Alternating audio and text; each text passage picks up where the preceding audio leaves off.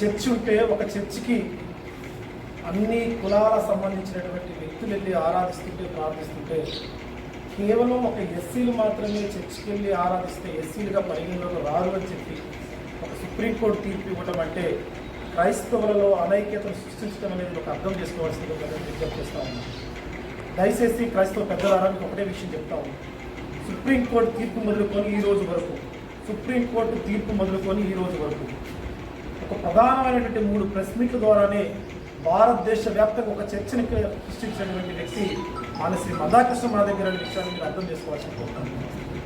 ఈరోజు భారతదేశంలో అనేక ప్రధాన సమస్యలు పట్టి పిలుస్తున్నటువంటి విధి విధానాల్లో స్పష్టంగా ఆ సమస్యల మీద పోరాడి ఆ సమస్యల మీద కేంద్రం మెడల వంచి విజయం సాధించిన చరిత్ర కృష్ణమాది గారు. ఈరోజు కృష్ణమాది గారు స్పష్టంగా ఒక మాట చెప్పడం జరిగింది. దళితులు హిందువుల్లో ఉన్న, దళితులు సిక్కుల్లో ఉన్న, దళితులు క్రైస్తవుల్లో ఉన్న, దళితులు అనే పేరు మీద ఏ సమస్య వచ్చినా కూడా ఖచ్చితంగా ముందుకు నేను కొట్లాడతానని చెప్పేసి కూడా కృష్ణమాది గారు మాట్లాడడం జరిగింది. కాబట్టి ఇక్కడ పెద్దలకి విజ్ఞప్తి చేస్తా ఉన్నా, కృష్ణమాది గారు స్పష్టంగా చెప్పిండు, మాదిగా ఏ కుల భేదాలు వద్దు, క్రైస్తవుల్లో ఉన్నప్పుడు ఏ సమస్యనైనా సరే మనం పోరాడి ఖచ్చితంగా దాన్ని సాధించుకుందామని చెప్పేసి ఐక్యతతో కూడుకొని ముందుకెళ్దామని చెప్పేసి కృష్ణమాది గారు అన్ని కుల సంఘాలకు ఒక సంకేతాన్ని తెలియజేసిన విషయం కూడా మీరు మర్చిపోవద్దని కోరుతా ఉన్నాం. ప్రస్తుతం తెలంగాణ, ఉమ్మడి ఆంధ్రప్రదేశ్ రాష్ట్రాల్లో ప్రధానమైనటువంటి క్రిస్టియన్ నాయకత్వంతో కృష్ణమాది గారు ఒక సమావేశాలు ఏర్పాటు చేసుకుంటూ ఒక సంబంధించినటువంటి ఒక గ్రౌండ్ వర్క్ను కూడా ఫుల్ఫిల్ చేస్తున్న విషయాన్ని కూడా మీరు మర్చిపోవద్దని కోరుతూ, మనం క్రైస్తవ బిడ్డలుగా మనకు ఒకటే ఒక విషయం, ఐక్యతతో కూడినటువంటి విధానంతో ముందుకెళ్తే ఖచ్చితంగా మనం అది కేంద్రం మెడలు వంచడానికైనా, కేంద్రం మెడలు వంచి దాన్ని సాధించడానికైనా ముందుకెళ్ళడానికి ఆస్కారం ఉంటుంది. కాబట్టి దళితుల పక్షాన, దళిత క్రైస్తవుల పక్షాన మందాకృష్ణ మాదిగ గారి ఒక పోరాట నాయకుడు ఉన్నాడనే విషయం కూడా మీరు మర్చిపోతారని కోరుతూ, అన్నగారి పిలుపు మేరకు, ఆదేశాల మేరకు క్రిస్టియానిటీ క్రైస్తవ అది ఏ విధంగా రద్దు అవుతుంది అనే విషయం దాని మీద ఎటువంటి పోరాటానికైనా అన్నగారి పిలుపు మేరకు మేము సిద్ధంగా ఉన్నామని తెలియజేసుకుంటూ, ఖమ్మం జిల్లాలో జరిగింది ఏ పోరాటానికైనా సంపూర్ణ మద్దతును మేము తెలియజేస్తూ కృష్ణమాది మనం బైబిల్ని ఒకవైపే బోధిస్తూ మన హక్కులకు భగ్నం కలిగిస్తున్న వారి మీద ఎలాంటి పోరాటాలు చేయకుండా, ఎలాంటి ప్రతిదాడులు చేయకుండా మనం బైబిల్నే బోధిస్తూ ఉంటే అధికారంలో ఉన్న వాళ్ళు మన హక్కుల్ని కాలరాస్తూ మన మీద నిరంతరం ఇబ్బందులు గుర్తిస్తుంటారు. మీరందరూ ఆలోచించాలి. మనం కూడా భారతదేశంలో పూలే, అంబేద్కర్, జగ్జీవన్ మహానుభావుడు తర్వాత ఈనాడు పేద వర్గాల హక్కుల కోసం పోరాడే ఏకైక నాయకుడు మందాకృష్ణ మాదిగ గారు. అలాగే బైబిల్ పరంగా చూసుకుంటే చరిత్రలో నెల్సన్ మండేలా ఆయన క్రిస్టియన్.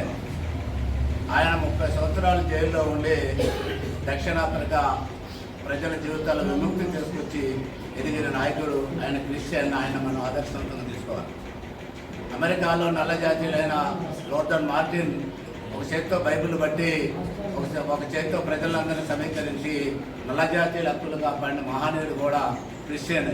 వీళ్ళందరినీ మనం ఆదర్శంగా తీసుకొని మనకు వచ్చిన ప్రమాదాన్ని నివారించుకోవటానికి పోరాటం వైపు ఈనాడు ఉన్న దళిత ఆంధ్రప్రదేశ్, తెలంగాణలో ఉన్న దళిత క్రిస్టియన్లు అందరూ కూడా ఐక్యంగా ఉద్యమించాలని, దీని మీద మొట్టమొదటిగా గలం ఇప్పి మీకు అండగా నిలిచి మీకోసం పోరాటానికి సిద్ధపడ్డ నాయకుడు మందాకృష్ణ మాదిగ గారు. కృష్ణమాదిగ గారి నాయకత్వంలో అనేక పోరాటాలు చేసిన విషయం మీ అందరికీ తెలుసు. కాబట్టి మీ వెనక పోరాటానికి కృష్ణమాదిగ గారు సిద్ధంగా ఉన్నారు. కాకపోతే మీరు పోరాటంలో ముందుండి మీకు ఆ పోరాటాన్ని ప్రారంభిస్తే కృష్ణమాదిగ గారి నాయకత్వంలో మాదిగ రిజర్వేషన్ పోరాట సమితి మీకు ఎల్లవేళలా మీ పోరాటంలో భాగస్వామ్యం అయిందని తెలియజేస్తున్నాను. ఒకసారి వెనక్కి ఏమైనా కూర్చోబెట్టరా, ఫోటో తీద్దాం. ఒకటి కూర్చోండి, ప్రెస్ మీట్ కదా. రౌండ్ టేబుల్ సభ చేతులు అట్ట నిలబడండి, కూర్చుంటే కరెక్ట్. కూర్చోండి ఫోటో కూర్చోండి.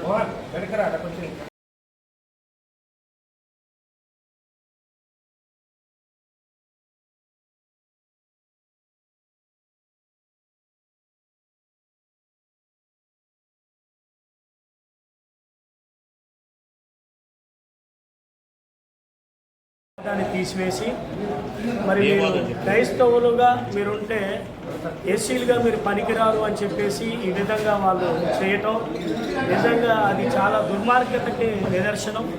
అయితే మనం ఈరోజు చూసుకుంటే డిప్యూటీ స్పీకర్